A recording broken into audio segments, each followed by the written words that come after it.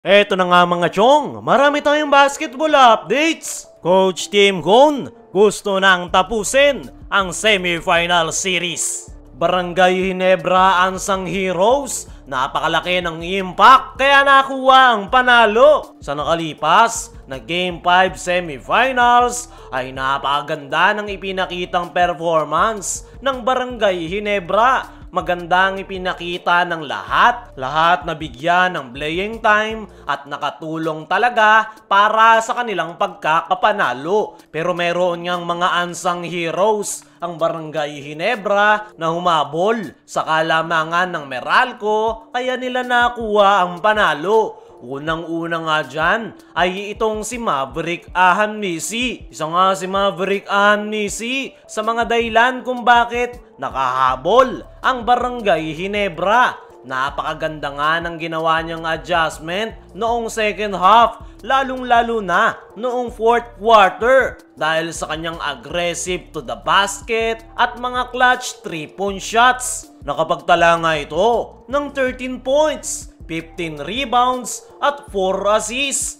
At ang 4 na assist na yan ni Ahanmisi ay ang magagandang assist niya kay Sistan. Napakalaki nga ng naging ambag ni Maverick Ahanmisi sa paghahabol nila ng kalamangan ng Meralco hanggang makuha nila ang panalo. Bukod nga kay Maverick Ahanmisi ay isa pa sa unsung hero ng Barangay Ginebra ay itong kanilang big man na si Japet Aguilar. Pagdating sa big man ng Ginebra, especially sa nakalipas na Game 5, ay nakaisistan nga ang spotlight dahil yan sa kanyang 34 big points. Pero ang isa nga sa mga hindi masyadong napansin pero napakalaki ng impact sa nakalipas na Game 5 ay itong si Japet Aguilar. Nakapagtala nga lang ito ng 10 points. Pero bumawi naman itong si Japet Aguilar pagdating sa depensa. Si Japet nga ang dahilan kung bakit nag-struggle ang Meralco Bolts sa fourth quarter. Grabe nga yung ipinakita nitong depensa na nagpahirap sa opensa ng Meralco. Bukod pa sa depensa, ay ang isa pa sa malaking ambag ni Japet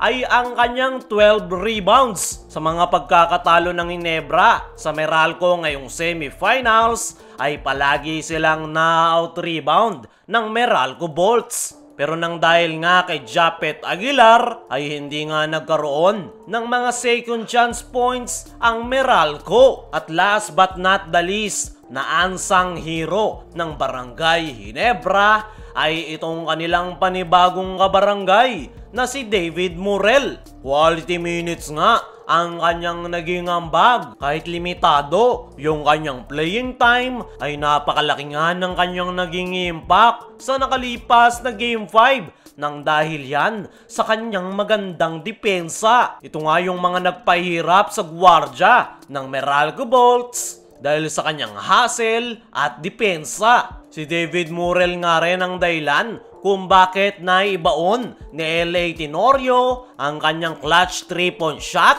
na nagpagising sa Barangay Ginebra. Yan nga yung mga unsung hero ng Barangay Ginebra sa nakalipas na Game 5 semifinals. At magandang sign nga yan para sa kupunan ni Coach Tim Cone dahil lahat ng kanyang mga players ay nakapagko-contribute at yun nga yung kailangan nila ngayong semifinals kontra Meralco Bolts dahil nung mga una nilang laro ay yung mga key players lang yung sinasandala ni Coach Tim na naging dahilan kung bakit sila natatalo ng Meralco Bolts. Pero ngayon na lahat ay nagko-contribute ay mas nagiging unpredictable nga ngayon ang opensa ng Barangay Ginebra. At kung may pagpapatuloy nga nila yan mga chong ay malaki ang chance na makapag-advance sila sa PBA Finals. Kung merong unsung heroes ang Barangay Ginebra ay gusto naman ng tapusin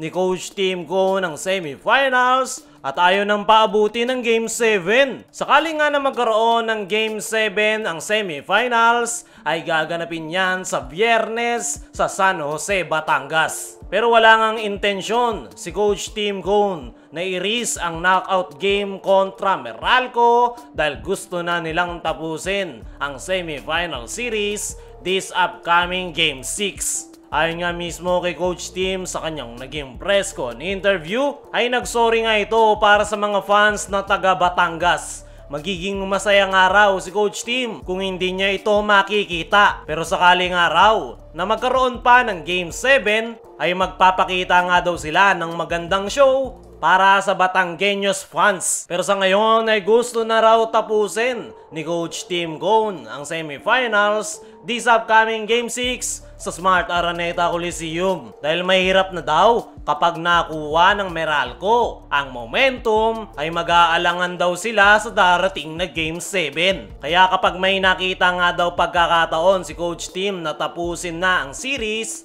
ay agad nga raw nilang tatapusin. At para nga daw makakuha sila ng better chance na manalo ay kailangan nga daw nila ng good start sa simula pa lang ng laro. Pinoint out nga ni Coach Tim ang mabagal na panimulan ng kanyang koponan sa nakalipas na Game 5 kung saan nakapagtala sila ng 12 turnovers. At yan nga raw ang kinakailangan nilang magawa ng paraan. Hindi nga daw nila po pwedeng maulit ang mabagal na panimula sa darating na Game 6. Para sa akin mga chong, ay kailangan na talaga ng Barangay Ginebra na tapusin ang semifinals this upcoming Wednesday. Hawak na nga ng Barangay Ginebra ang momentum para matapos ang series. Pero kung mananalo pa ang Meralco Bolts ay magiging alanganin pa ang lagay ng Barangay Ginebra at yan nga ang iniiwasan ni Coach Tim kaya gusto na niyang tapusin ang series hanggat maaari.